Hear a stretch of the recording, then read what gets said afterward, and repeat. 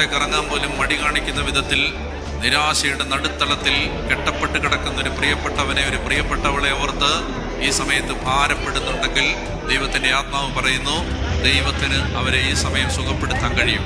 നീ ഏറ്റുപറയണം, ദൈവം എൻ്റെ അപ്പനാണ്. ആബാ പിതാവേ എന്ന് വിളിക്കുന്ന പുത്രന്റെ ആത്മാവിനെ ദൈവം നമ്മുടെ ഹൃദയത്തിലേക്ക് അയച്ചിരിക്കും. ഒന്നിനെ കുറിച്ചും ഭയപ്പെടരുത്, ആരെയും പേടിക്കരുത്, ഒന്നിനെ കുറിച്ചും ആകുലത വേണ്ട. എല്ലാം ദൈവത്തിന്റെ കരങ്ങളിൽ കൊടുക്കുക. അല്പസമയം കൂടി കാത്തിരിക്കുക. വഴികളും വാതിലുകളും തുറക്കുന്ന ഒരു ദൈവത്തെ നിനക്ക് പരിചയമുണ്ട്. ദാവീദ് ഭവനത്തിന്റെ താക്കോൽ അവൻ തോളിൽ വെച്ചിരിക്കുന്നു. അവൻ അടച്ചാൽ ആരും തുറക്കില്ല, അവൻ തുറന്നാൽ ആരും അടയ്ക്കില്ല. വെളിപാട് 3:7 ആർക്കും അടയ്ക്കാൻ പറ്റാത്തൊരു വാതിൽ ഞാൻ നിന്റെ മുമ്പിൽ സ്ഥാപിക്കും. അതുകൊണ്ട് ദൈവത്തിന് അസാധ്യമായി ഒന്നും ഇല്ല. വചനം പറയുന്നു, ഞാൻ സകല മർത്യരുടെയും ദൈവമായ കർത്താവാണ്, എനിക്ക് അസാധ്യമായി എന്തെങ്കിലും ഉണ്ടോ?